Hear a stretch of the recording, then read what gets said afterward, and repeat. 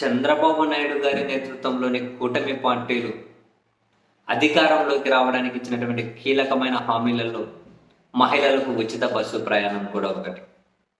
యాక్చువల్గా పక్కన తెలంగాణ, కర్ణాటక రాష్ట్రాలు ఈ కీలకమైన హామీ ఇచ్చి అధికారంలోకి వచ్చిన తర్వాత వాళ్ళు మోస్ట్ ప్రాబబ్లీ ఒక 15 డేస్లోగానే ఉచిత బస్సు అయితే ఇచ్చారు. ఎస్, నాకు ఇప్పటికీ గుర్తు. డిసెంబర్ 9న ఏమో తెలంగాణ ముఖ్యమంత్రి గారు అంటే రేవంత్ రెడ్డి గారు ప్రమాణం చేసిన తర్వాత ఆ నెక్స్ట్ రోజు నుండే మహిళలు బస్సులలో టికెట్లు తీసుకోకుండా కండక్టర్లతో గొడవ పడేవాళ్ళు. And with in short period అక్కడ మహిళలకు ఉచిత బస్సు అనేది స్టార్ట్ చేశారు. కర్ణాటకలో కూడా అంతే.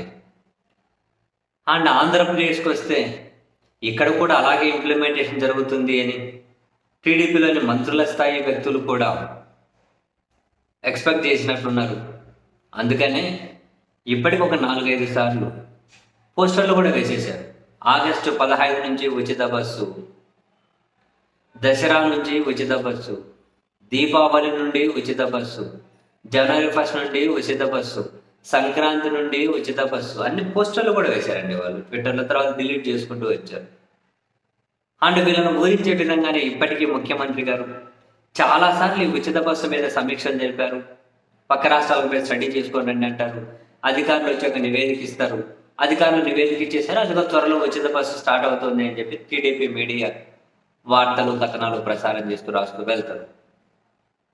అధికారులతో కమిటీలు అయిపోయి మళ్ళీ తాజాగా మనం చూసాం, దీని మీద మంత్రివర్గ ఉపసంఘాన్ని కూడా నియమించారు.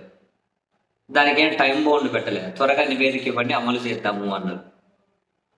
ఇవన్నీ జరుగుతుంటే మళ్ళీ తాజాగా రవాణా శాఖ మంత్రి మండిపల్లి రాంప్రసాద్ రెడ్డి గారితో ముఖ్యమంత్రి గారు ఒక సమావేశమై అండ్ అధికారులు కూడా పాల్గొన్నారు. ఈ సమావేశంలో వీలైనంత త్వరగా ఉచిత బస్సు మీద నివేదిక ఇస్తే ఉగాది నుంచి ప్రారంభిద్దాము అని చెప్పి ముహూర్తం సెట్ చేశారట. ఎలాగైనా ఉగాదికి స్టార్ట్ చేసే విధంగా నాకు నివేదిక ఇవ్వండి అని ముఖ్యమంత్రి గారు అడిగారు అని తెలుగుదేశం పార్టీ మీడియాలో కథనాలు వస్తూ ఉన్నాయి. అంటే ముహూర్తం మళ్ళీ ఉగాదికి మారింది. సో మహిళలు ఏవైనా తీర్థయాత్రలు, గుళ్ళు, గోపురాలు అవో ఇవో ఏమైనా ఉంటే మరి ఇప్పటి నుంచి లగేజ్, సద్ద రొట్టెలు, గిద్ద రొట్టెలు, కర్జికాయలు, అప్పచ్చులు ఏమైనా ఉంటే రెడీ చేసి వంటలు చేసి పెట్టుకోండి. మరి ఉగాది నుంచి ఉచిత బస్సులు ఇప్పటికి చాలా ముహూర్తాలు మారాయి కదా. అంటే మరి ఉగాది దగ్గర కంటే ఆ తర్వాత చాలా టైం, మళ్ళీ ఒక 2 నెలలు గడిస్తే దగ్గర సంవత్సరం అయిపోయే పరిస్థితి వస్తుంది. మరి ఉగాది వరకు చేయాలి, ఎలాగైనా నివేదిక ఇవ్వండి అన్నారట. మరి ఉగాది నుంచి సాధ్యమవుతుందా? లేకుంటే ఆ ముహూర్తం మళ్ళీ ముందుకు ఇప్పుడు ఉగాది అన్న కనీసం 3-4 నెలలు ఉండలే అంటే 1 సంవత్సరం తర్వాత దాని మీద మరి టైం కావాల్సినంత ఉంది. అందుకే కజ్జికాయలు, అప్పచ్చులు రెడీ చేసి పెట్టుకోండి, లగేజ్ సర్దుకొని ఉచిత బస్సు రాగానే ఎక్కి ఇంకా తీర్థయాత్రలకు బృందావనం అని వెళ్ళి తిరిగేసి వస్తుంది. ఎందుకో మరి ఇన్ని ముహూర్తాలు ఎందుకు మారుతూ పోతూ ఉన్నాయి? ఎందుకు ఒక నిర్ణయం తీసుకోలేకపోతూ ఉన్నారు? కారణం తెలియట్లేదు.